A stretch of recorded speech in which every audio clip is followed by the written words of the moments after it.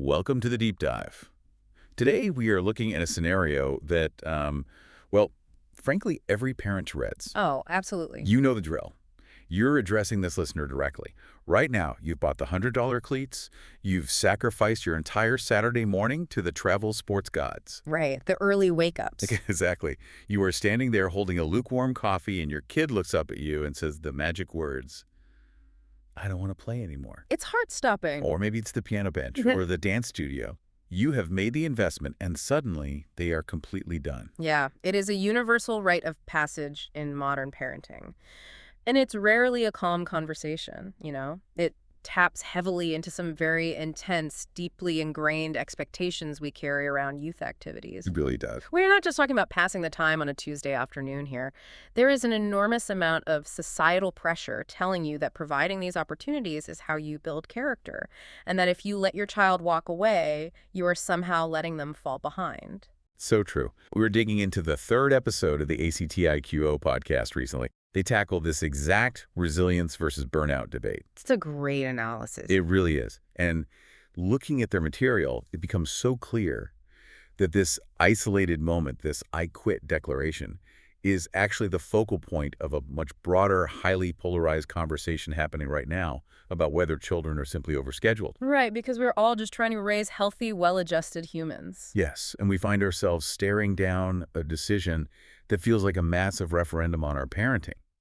Okay, let's unpack this. Let's really break down the psychology of that specific moment in the car ride home or packing up the gear when the child asks to throw in the towel. The psychological dichotomy parents face in that exact moment is fascinating, and honestly, it's largely driven by fear. Fear of what, exactly? Well, on one side, there's this profound cultural anxiety that letting a child quit teaches them to give up the second things get difficult. We've internalized this idea that quitting is synonymous with failure. Oh, for sure. Parents immediately project into the future, assuming that stepping away from the baseball diamond at age 8 means the child will lack the resilience to handle adversity at age 28. It is the ultimate slippery slope fallacy. We jump straight from they don't want to play right field anymore to they are going to quit their first post-college job the minute their manager gives them a slightly critical performance review. Exactly. The brain just catastrophizes the request completely. It does. And that catastrophizing blinds us to the harsh reality on the opposite side of the coin. Which is what? That forcing a child to push through an activity they genuinely dislike does not automatically deposit resilience into their character bank. That's a great way to put it. Yeah, in fact, compelling a child to endure an environment that causes them persistent distress can lead to severe stress. It can breed deep resentment toward both you and the activity. And that leads to the burnout. Ultimately, yes, absolute burnout. You risk taking a developing nervous system and completely exhausting it, all under the guise of teaching grit. Which brings the lens right back to you, the listener.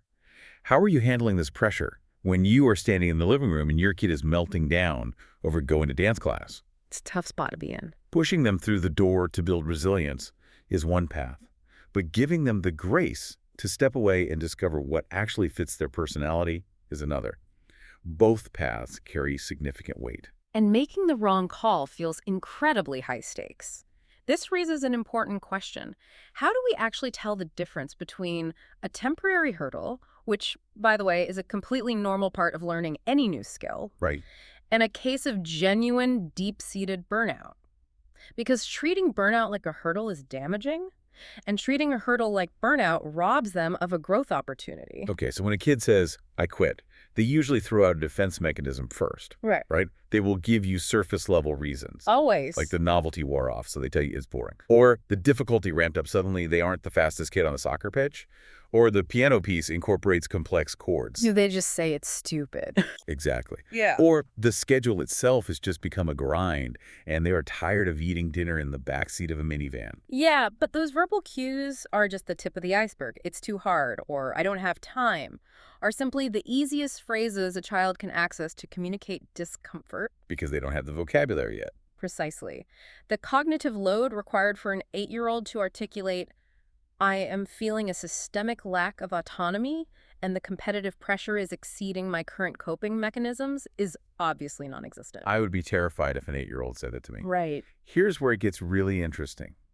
Children are constantly broadcasting subtle hidden signals about their relationship with these activities well before they ever utter the words, "I quit." Yes, they are. We just have to know how to decode the subtext. And the most reliable method to synthesize those deeper reasons is to evaluate the energy drain. This concept from the source material is incredibly powerful. You have to differentiate between physical tiredness and emotional depletion. So like a physical drain versus an emotional one. Exactly.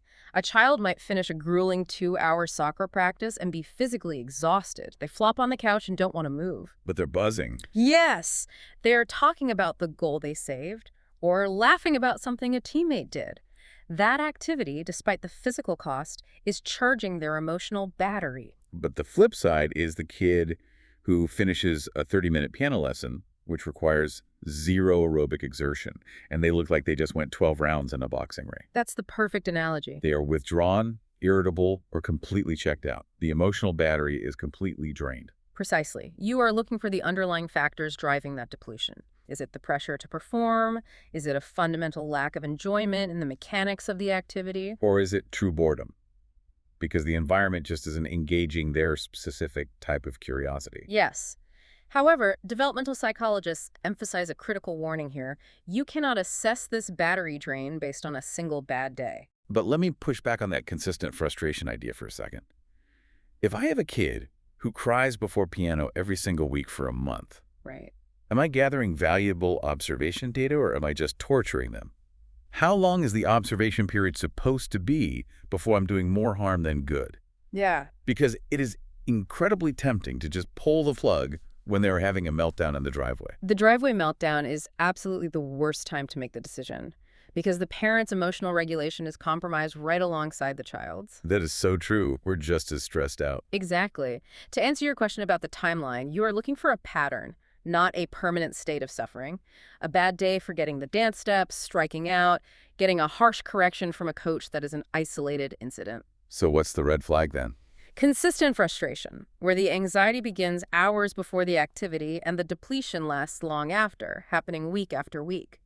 A month of genuine distress is usually sufficient data to indicate a deeper misalignment, rather than just a tough learning curve. We have to shift our entire mindset away from this binary reactionary panic. Hmm.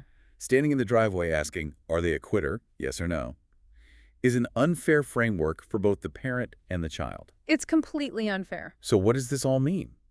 How do we take this psychological understanding and actually put it into practice in our daily lives? It requires completely changing the parameters of the conversation you have with yourself as a parent. We need to move away from moralizing the concept of quitting. And move toward what? A framework of resource management and alignment. Well, the ACTIQO methodology gives us 3 fantastic questions to replace that panic. Instead of focusing on the act of quitting, you ask yourself some better questions. First, is this activity still energizing my child? Going right back to that emotional battery concept. Exactly. Yeah. Second, is my child showing signs of progress or pride? Even if the practice is a grind, do they walk a little taller when they finally nail the piano scale? That pride is a huge indicator. And third, which is arguably the most ignored factor in modern parenting, is the schedule sustainable for our family? That third question is profoundly important. We often isolate the child's experience, forgetting that youth activities operate within an ecosystem. A very fragile ecosystem sometimes. Very fragile. If the financial burden or the logistical nightmare of getting to 3 different practice fields is burning out the parents and causing collateral damage to siblings who are dragged along, the child will feel that tension. They pick up on it immediately. They do. The activity becomes tainted by the ambient stress of the family unit. The logistical nightmare is real. I joke about needing to take out a second mortgage just to afford travel soccer cleats that a kid will outgrow in 3 months, but the financial and temporal costs are genuinely staggering. Staggering is the right word. This is exactly why the ACTIQO platform was created. For those wanting to look it up, I'll spell it out. It is ACTIQO. Pronounce it GATCO. Right. The website is getactico.com. It is a tool specifically designed to help families navigate this exact dilemma without relying on driveway meltdowns. What's fascinating here is the behavioral psychology embedded in the ACTIQO platform's methodology. Human beings, and particularly stressed parents, suffer heavily from recency bias. Oh, big time. We remember the terrible car ride home today, and we forget the 3 weeks of joy and progress that preceded it. We just lose all perspective. Exactly. By systematically helping families observe week after week patterns, the platform removes the emotional volatility from the decision-making process. Taking the emotional temperature down and just looking at the reality of the situation is a game changer. The platform tracks 4 specific metrics. Let's hear them. First, time investment. How many hours are actually being consumed by travel, practice, and the activity itself? Second, the cost. And this isn't just the registration fee, it is the gear, the gas, the hotel stays for tournaments. The hidden costs. Yes. Third, energy and enjoyment over time. And fourth, progress over time. Tracking those specific metrics forces a level of objectivity that is usually missing from parenting decisions. Think about how difficult it is to accurately measure enjoyment. Because you can't just ask them. Right. It isn't just asking a child, did you have fun? Because they might just parrot back what they think you want to hear. So how do you track it? Tracking it means actively observing their body language, noting whether they talk about the activity unprompted, and documenting those observations over a set period. It totally shifts the dynamic. If you step back and look at the patterns you've tracked, the narrative might completely surprise you. It often does. You might realize that an activity that started out incredibly rocky, maybe they complained every Thursday for the first month of martial arts, actually became deeply rewarding. Yes. The data might show that as their progress metric went up, their energy and enjoyment metrics quietly followed suit. If you had reacted to the week 3 meltdown, you would have robbed them of that mastery. The data in that scenario provides tangible validation for the push. It proves that the initial friction was just a hurdle, and pushing through it built actual resilience. But the data can also tell a different story. Conversely, yes. The data serves another, equally vital purpose. It gives you empirical permission to walk away. I love that phrase, empirical permission. It's so necessary. You might review the tracking and see that for 2 solid months, the time investment has been massive, the financial cost is draining, and the child's energy and progress have been consistently flatlining or dropping. In that situation, you aren't raising a quitter. You are executing a highly rational pivot. That's the perfect way to look at it. The pattern is undeniable proof that the environment is no longer serving your child's development.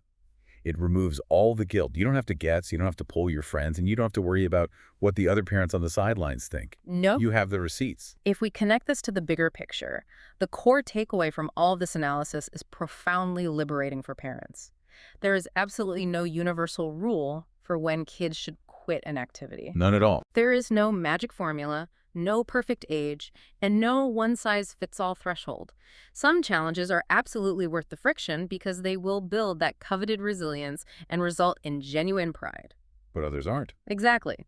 Others are flashing neon signs telling you to pivot, to protect your child's emotional bandwidth, and to find an environment where they can actually thrive. That is the ultimate reassurance for you listening right now. You aren't failing your child just because you let them quit something that makes them miserable, and you aren't a tyrant just because you make them stick out a commitment through a temporary rough patch. It's about finding that balance. The most vital tool you have in your parenting toolbox isn't a rigid philosophy. It is simply paying attention. It is about stepping back from the immediate noise, observing the bigger picture, and really noticing the specific ongoing patterns in how these activities affect your child's energy, their mood, and your family's ecosystem. It comes down to intentionality. When you replace reactionary decisions with intentional observation, the right path usually reveals itself quite clearly. It really does. But before we wrap up this deep dive, there is one final lingering thought I want to leave you with. Let's hear it. We have spent this entire time focusing internally, looking at how to manage our kids' resilience, how to decode their energy levels, and how to govern our own reactions when they want to quit. But perhaps we need to point the lens at the environment itself. That's a huge point. Right? If so many kids today are burning out, if they're constantly feeling overwhelmed, if this I quit dilemma is so universally common that podcasts and tracking apps like ACTIQO have to be built just to help us manage the fallout. It makes you wonder. Are we really just dealing with a resilience issue? Or are youth sports and activities today simply becoming too intense, too professionalized, and too demanding for kids? It's a systemic question. It is something to seriously think about the next time you are standing on the sidelines, holding that lukewarm coffee. Thank you so much for joining us on this deep dive. We will leave you to ponder that one.